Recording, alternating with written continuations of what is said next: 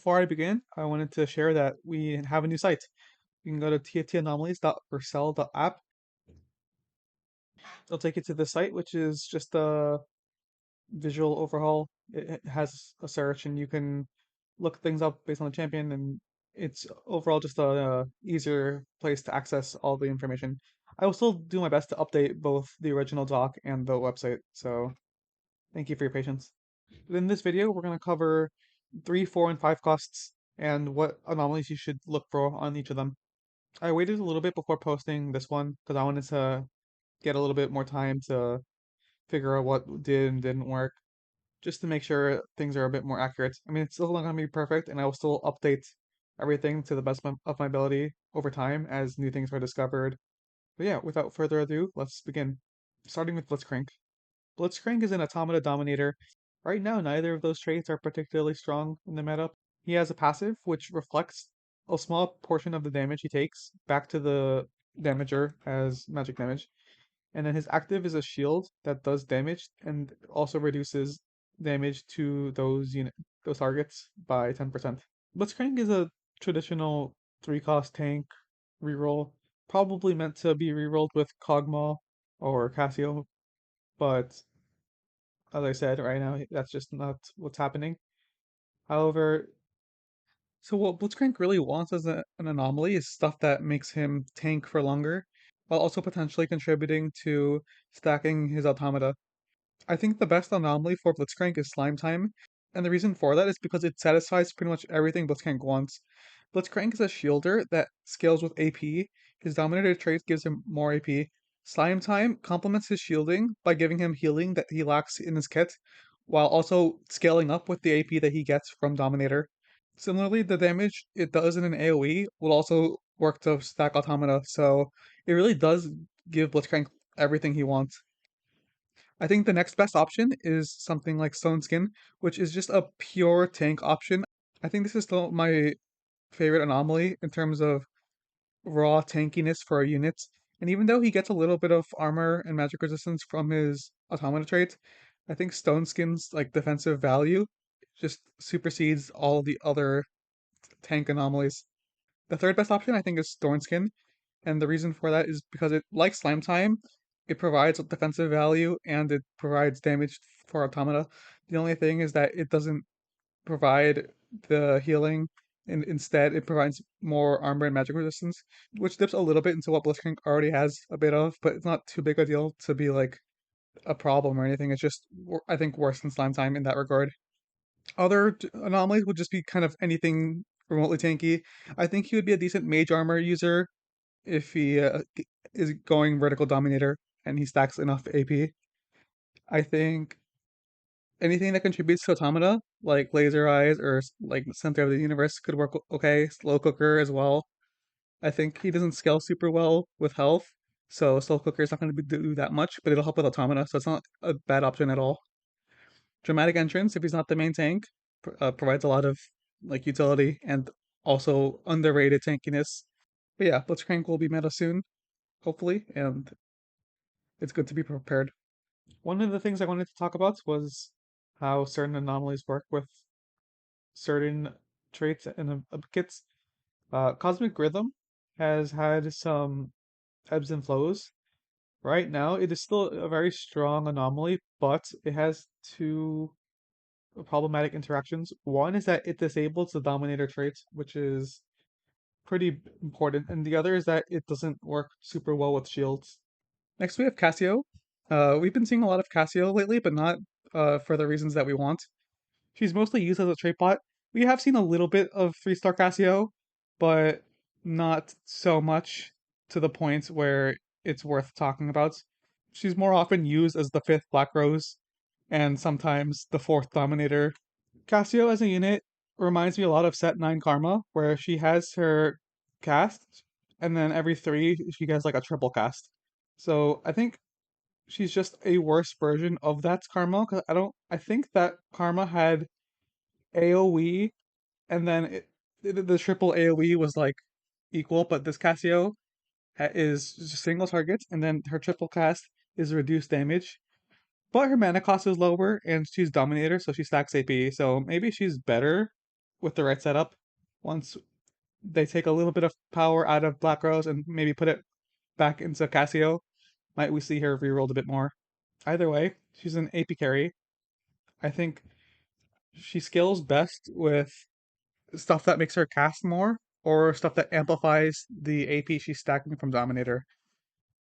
Because she's most likely to be rerolled with Vertical Dominator, I think that giving something that would give her like more raw AP isn't that necessary unless it amplifies what she gets. So I think the best option is probably Magic Expert because she's multiplying the AP she's getting from her trait, meaning it's turning the high amounts of AP she's gaining into even larger amounts. Otherwise, in this similar vein, you have Killstreak and Hyper Velocity, which just make her cast more, which in turn scales her damage faster. I think Cassie is one of the best users of the Dominator trait. So to really play around that, you don't really want to put so much into raw AP investments, but rather stuff that helps her get the stacking AP from the trait. Other good anomalies are just anything that does something similar. In certain setups, I think you can even take something like Mage Armor with like Gunblade, and she can kind of drain tank a little bit. Energy absorption could be okay if she's playing Vertical Dominator and she's absorbing the AP of her fallen Dominator comrades. Nothing Wasted is maybe a worse version of Killstreak, just for the sense that you might overcap. One is it's not. I think it's less reliable. Nothing Wasted is quite similar to Killstreak, except on a Dominator board, I think it might be worse. Not too sure about that one. Repulsor could work in that she casts frequently enough that maybe it provides her a little bit of safety, but I think we'll know more once Cassio has a bit more of a hold onto the meta. Next we have Ezreal, which is kind of in the same boat as Cassio, where he's mostly a trait bot. You can reroll him, and some people do that, but he's not like a prominent reroll candidate. He's used mostly for his connection between Rebel and Academy. What Ezreal does is he fires a shot at his current target, and then he AoEs around that target. It's a pretty simple AD caster build. Maybe even more, you can focus more on just raw attack damage. It's hard to say because he's not the best reroll candidate at the moment, but he has a lot of potential. I think the best ways to scale his damage is just to look for things that are harder to come by. For this reason, I think Comeback Skodori is probably the best bet for him, just because damage amp isn't super common unless you have like a vertical academy setup. And even then, I think Comeback Story provides a lot of potential damage amp that you can access in pretty much any comp. Even if you're at like half health, is just much more solid than every other damage amp anomaly.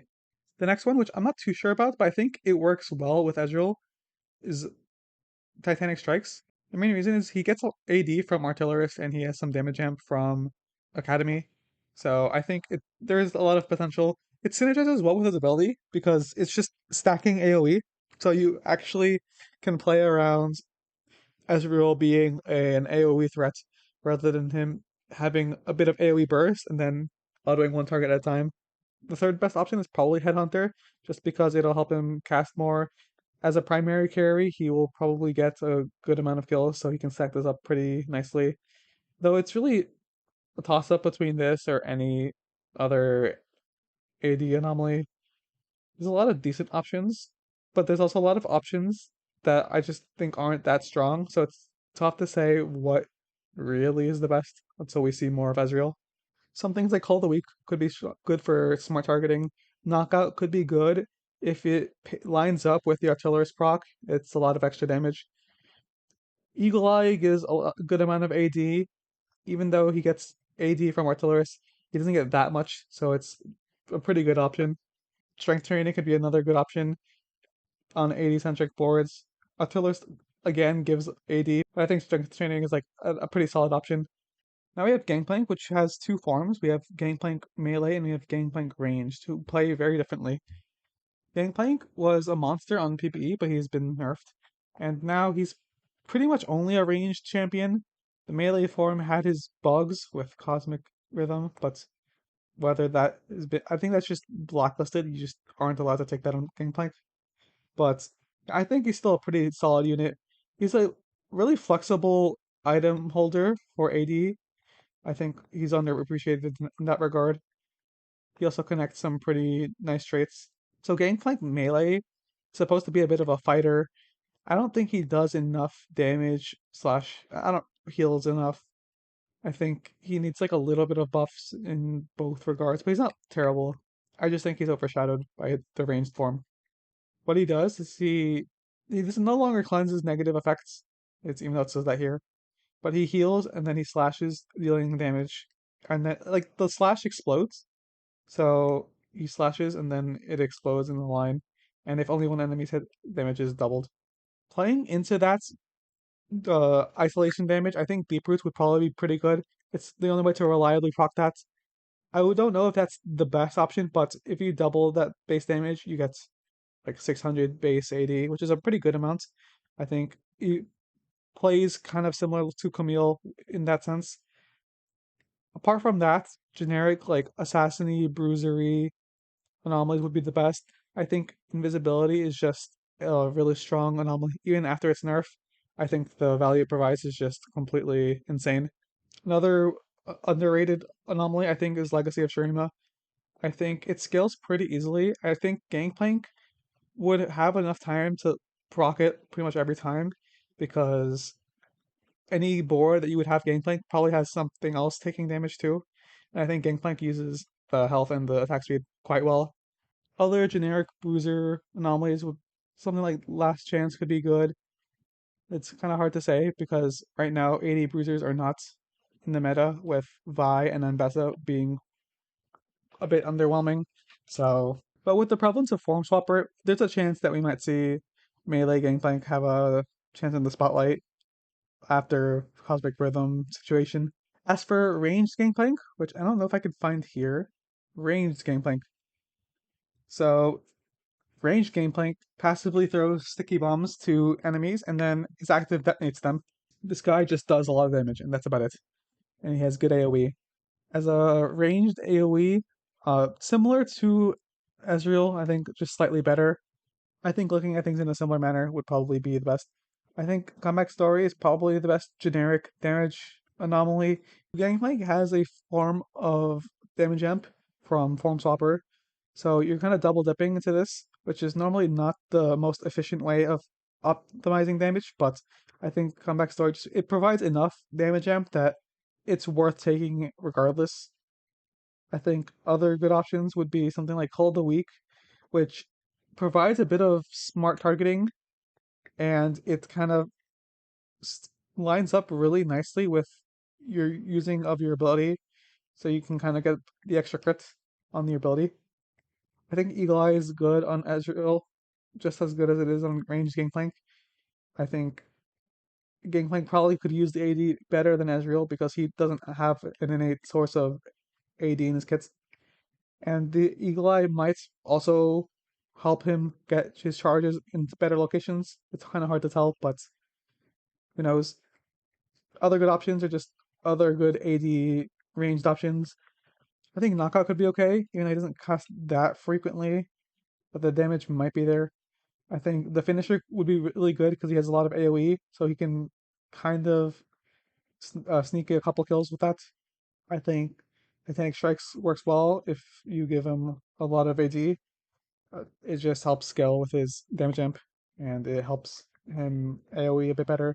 I think he's also a very good Touch of Frost user because he has the potential to hit a lot of enemies, and that can lead to a lot of stuns in a nice scenario. Other options like strength training could be good, power absorption, any like AD carry options. No need to be picky. Yeah, there's a lot of good options for ranged Gangplank. Next we have Kog Maw. Kog Maw is a successful 3-cost reroll candidate. This guy ramps up so much attack speed and he does a lot of damage if he's allowed to live long enough. He's an Automata sniper. He's the only AP sniper. He's probably the worst Automata unit, but once he gets enough attack speed, it doesn't really become a problem. So Kog Maw passively does a lot AP on hit damage, and in exchange he just has a naturally low base AD. And then on ability cast, he gains permanent attack speed, and he gains bonus range every 3 casts. I think the best anomaly for Kog Maw is 1,000 cuts, just because it perfectly lines up with what Kog Maw doing, which is hitting one target a lot of times really fast. So Kog Maw can shred units really fast, and I think the next best options are just dependent on how you have chosen to build Kog Maw. I think Magic Training is good on Kog Maw in the sense that he can cast very frequently, and thus he can stack his own AP very frequently. At the same time, the board that he's played with is predominantly AP centric. Most of the watchers like AP, so you're also buffing them as well. I think hypervelocity is just making his cast better. Like hypervelocity is just a worse version of Kog'Maw's like normal cast, but together it just makes it better. Instead of 25% attack speed, you just get 40, which works really nicely and helps Kog'Maw get to attack speed cap if he doesn't have an item for that. Other good options are just things that kind of do the same thing, stuff that helps him cast more, stuff that amplifies his damage. I think Cold Weak can be very good because it can give him like a smart targeting. If you give him like a JG as well, you can kind of ignore, you can kind of avoid getting stuck on certain targets, at least in the short term. I think Repulsor could be good. Once he's casting very often, he can keep melee threats away for a bit of time. But yeah, this guy's probably going to be a meta staple, and I think even though it's probably better to Anomaly Scar in the comp, if you do end up encountering like 1,000 cuts, or you get something that fixes your itemization problems, Anomaly and Kog Maw could be a good option. Next Florist, who is a Sentinel Enforcer, is kind of in an awkward spot because a lot of Sentinel comps, even though he's a pretty good unit, he's like set 9 Tark, he has a shield, and it redirects some of the damage taken by adjacent allies. It also does damage, which I didn't realize until like a couple days into the PvE. I didn't realize that it did damage. It doesn't do a lot. I think there's other Sentinels that have like a niche that kind of prevents them from being discarded as easily as Loris. I think you have Rel, who's a visionary. You have Singed, who gives attack speed. You have Irelia, which is a rebel, and then it ties in with Alawi being a rebel. So you usually play both of them to get a third rebel in. So it makes it hard to fit Loris in, even though he's a pretty solid, like he is like the third best Sentinel, just based on the kit. But a lot of the times you might end up excluding him from the comp just because he doesn't fit what you need. That said, he's a tank, so you're just looking at raw tank options. I think Stone Skin and Slime Time are a bit debatable. He doesn't have a clear synergy with it, unlike Blitzcrank, to where Slime Time is clearly the best option. But over the course of combat, it probably will provide more value. However, Stone Skin is just the best at ensuring that he will live as long as possible, even if he already has Sentinel in. If you're going to Anomaly Loris, there is a lot of merit to taking it.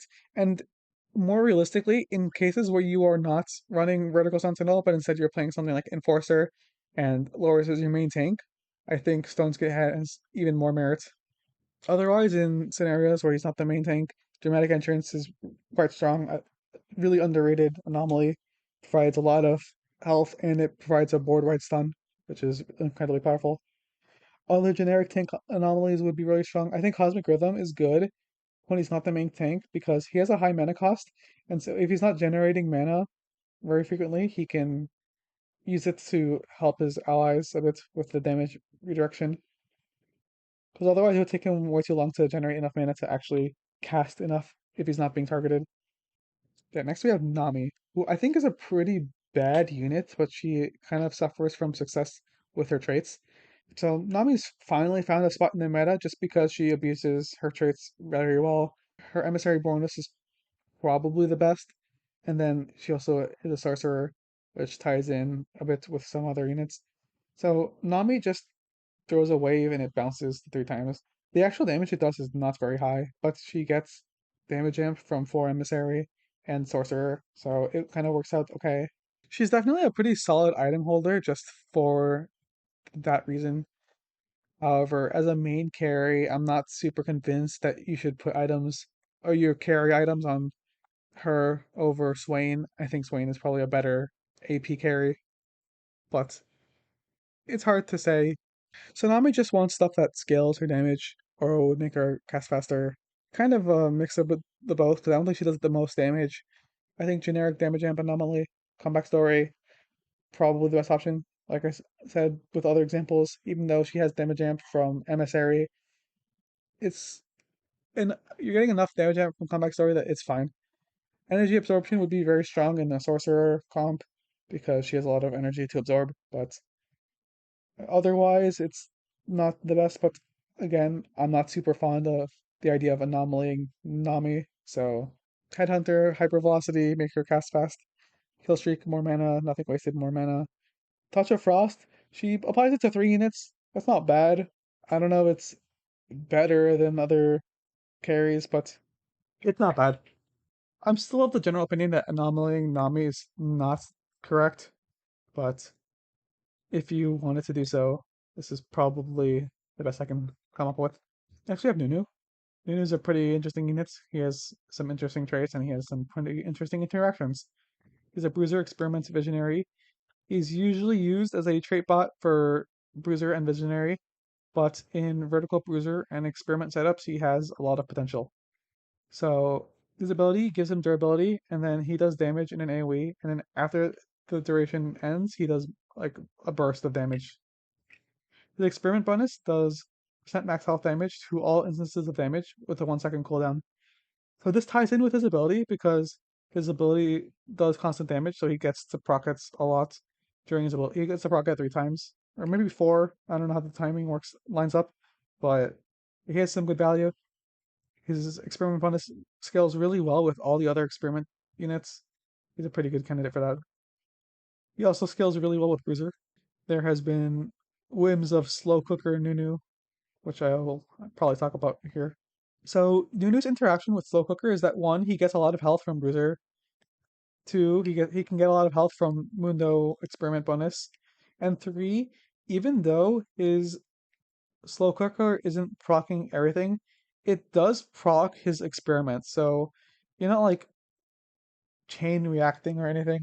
What Slow Cooker does is it does proc his experiment bonus, so you're essentially getting double Slow Cooker, which is incredibly powerful. A good setup for this can just single-handedly win games. I think otherwise, you want tank anomaly options. I think Stoneskin pairs really well with Nunu because he gets damage reduction, and he gets health from Bruiser, so armor just perfectly complements what he doesn't have.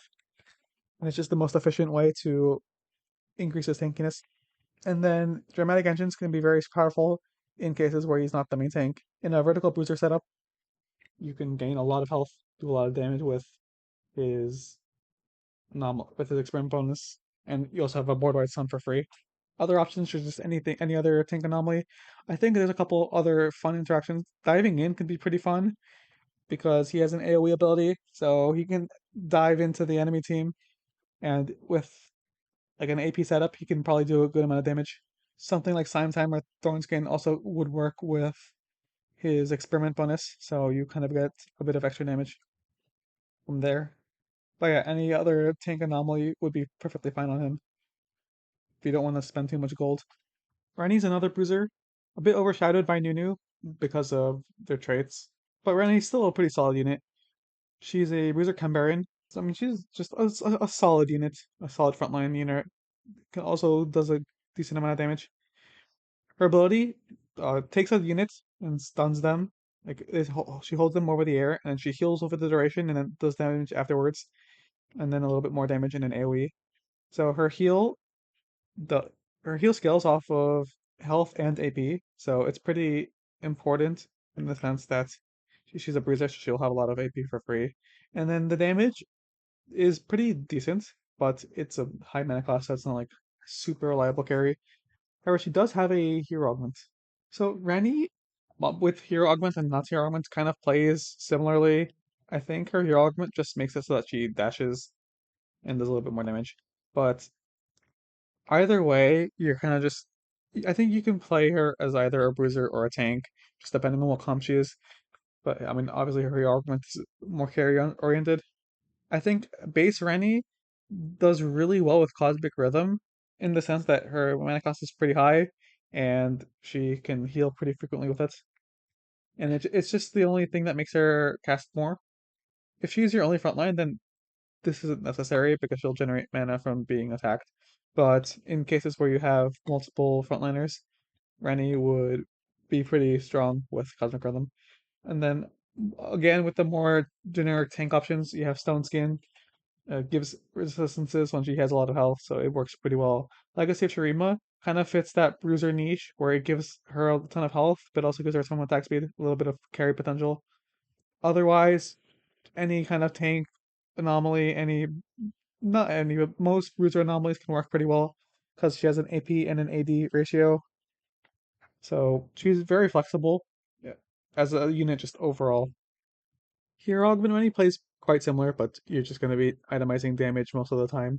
So you want stuff that scales that well. Cosmic Rhythm is good because you do not want Renni to be the main tank. So in this case, you will be casting much more often, and that's going to be obviously very strong.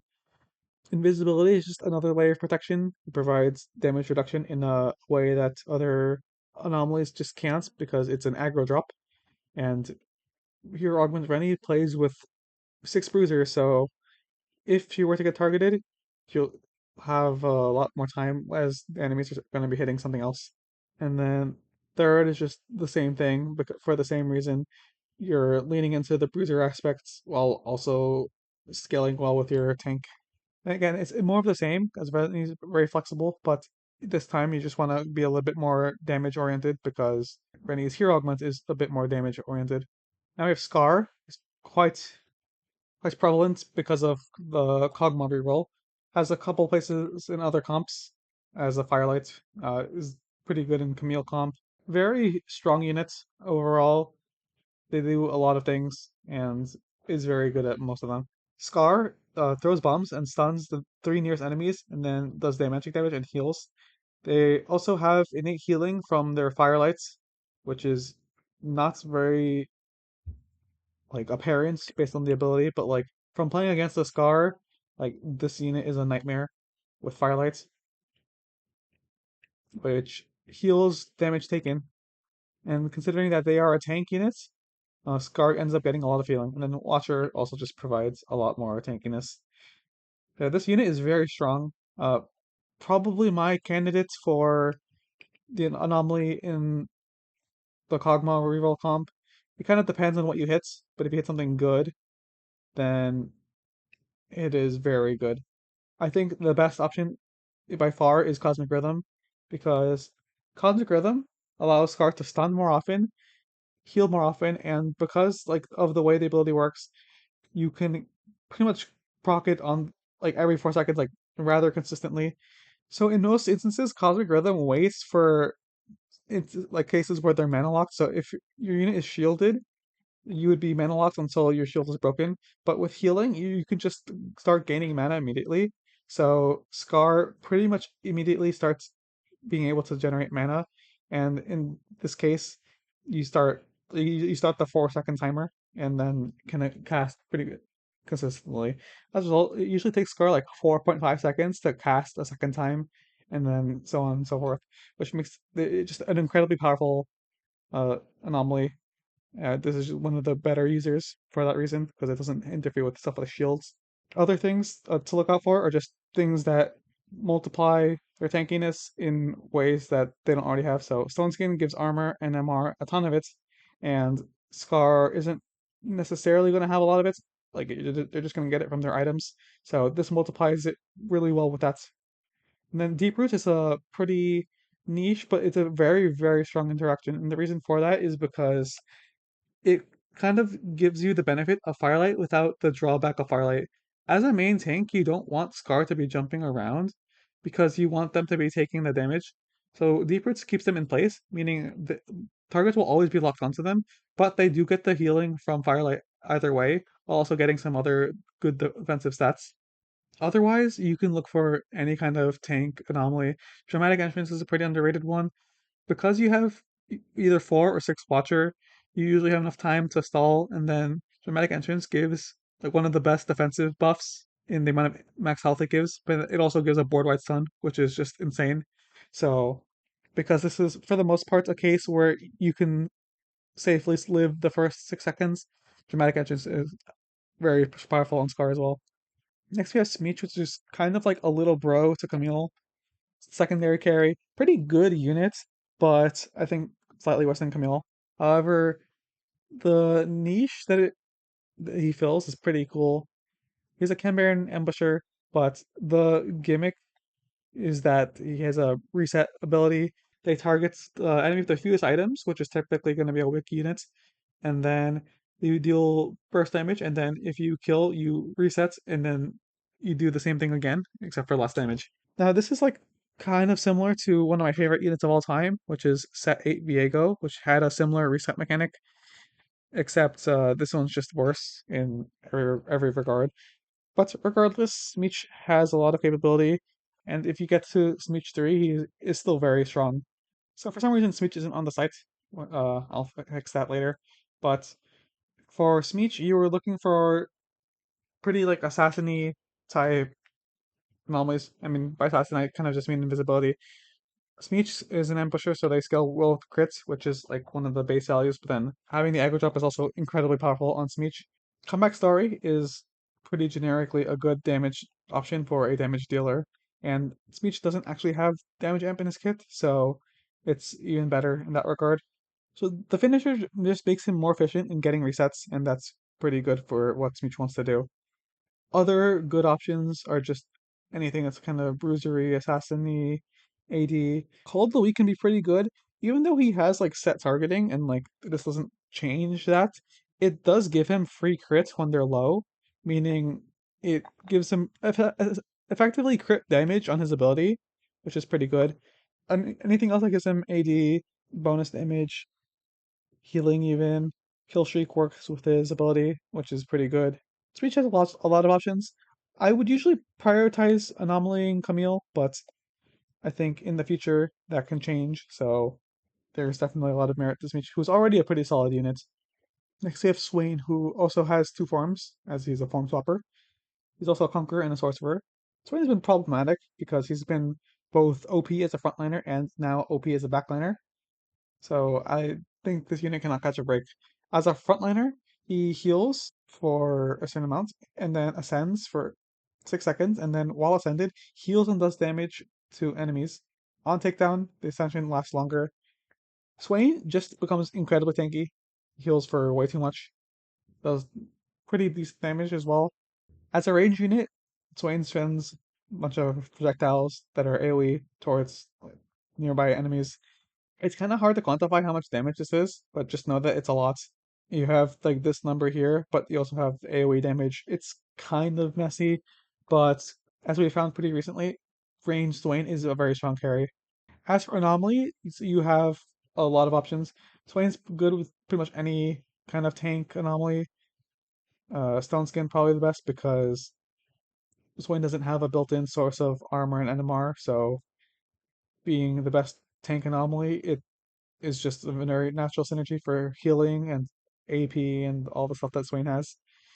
Another one, which I don't know if this is the true second best in slots, but it is something I think is worth talking about. Diving in, you can use Swain as kind of a dive bomber. It can get him into a spot where he can AoE onto the backline, and that alone can be very powerful, as most units will not be able to kill him in the time period it'll take for him to kill them. I think it's a very underrated combo that could be explored a bit more. I don't know if it's true second BIS, but I think it's worth. I'm having it here just to see if people will talk about it and see if it's actually a viable strategy. I think another one kind of similar vein is Slow Cooker. Swain doesn't use it in a comp that well, but as a unit that generally lives a long time, it can be a good Slow Cooker candidate.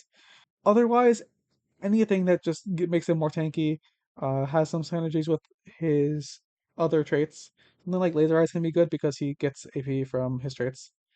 Deep Roots can be good just for being a bit more protective of your backline, and it also can be used to generally help your positioning if you know how to use it well. Range Swain is just a generic AP carry caster. I think Rain Swain has damage amp from Form Swapper, but Comeback Story is still a very, very good option. I think it's still like the best damage option. Energy Absorption would be in a Sorcerer scenario, which I don't know how likely it is you would run range Swain in that setup, but it would be a very good option just based on his traits. I think a more realistic option would be Magic Expert, which just multiplies his AP, and I think is just a damage source. Otherwise, anything that gives him more casting, gives him more damage. You don't want to like get to the point of diminishing returns, and you want to give him just like raw AP if he's already gonna have a lot of AP. But anything else that helps him be more efficient in his casting would be very good. Another pretty underrated one would probably be Touch of Frost, just because ranged Swain has the potential to hit a lot of enemies, and that can be a lot of potential chill and maybe stuns. TF is a really cool unit that kind of suffers from his traits. Doesn't really have a nice comp to be played around. He's usually a secondary carry to a lot of other shenanigans, but he himself can do quite a lot. He's pretty much the only source of magic damage in the Enforcer comp, and the only ranged unit in a quick striker comp. His ability throws three cards and at the same time, and they all do different things. One heals the lowest health ally, one does AoE to the largest clump, and one does more damage and it stuns, like this current target. TF is a solid unit that can be rerollable. You can treat Twisted Fate as just AP caster, because that's what he is, despite what his traits are.